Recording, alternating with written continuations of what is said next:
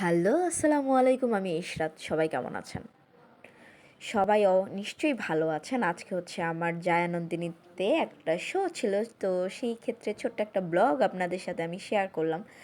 সেই সাথে হচ্ছে যে মাঝে, মাঝে আমরা ফেসবুকে হচ্ছে গেলে দেখি মাঝে, মাঝে কিছু পোস্ট আছে যে শূন্য পকেটে যে নারী নাকি থাকে সেই নারী হচ্ছে কি বলে সেই নারী থাকার যোগ্যতা রাখে।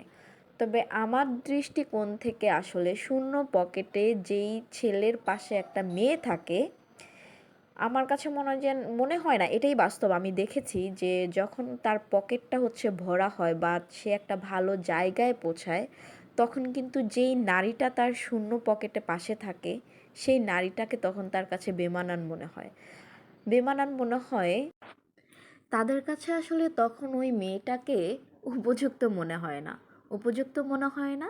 দেন সেই মেয়েটার হয় না যে আমরা যাকে ভালোবাসি বা তার পিছে যদি 10 টাকা খরচ হয় সেটা কিন্তু আমাদের কাছে গায়ে লাগে না, যে তার পিছে আমাদের 10 টাকা খরচ হচ্ছে। কিন্তু যেই মানুষটা শূন্য পকেটে তার হাত ধরেছিল, তখন কিন্তু সেই মানুষটার পিছেই হচ্ছে মানে বা সেই মানুষটাকে আমরা প্রয়োজন মনে করি না যে তাকে নিয়ে ঘুরতে যাব বা সময় দিব, বা তখন ইন্টারেস্টটা আসলে তার অনেক উপরে চলে যায় যে আমি এখন এ লেভেলে আছি, আমার লেভেলটা আর একটু উপরে।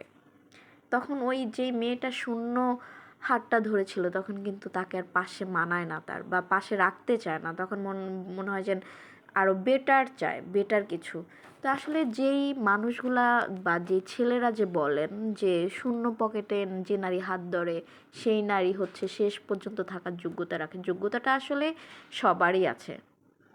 হ্যাঁ, শূন্য আর পূর্ণ বলে কোনো কথা নেই।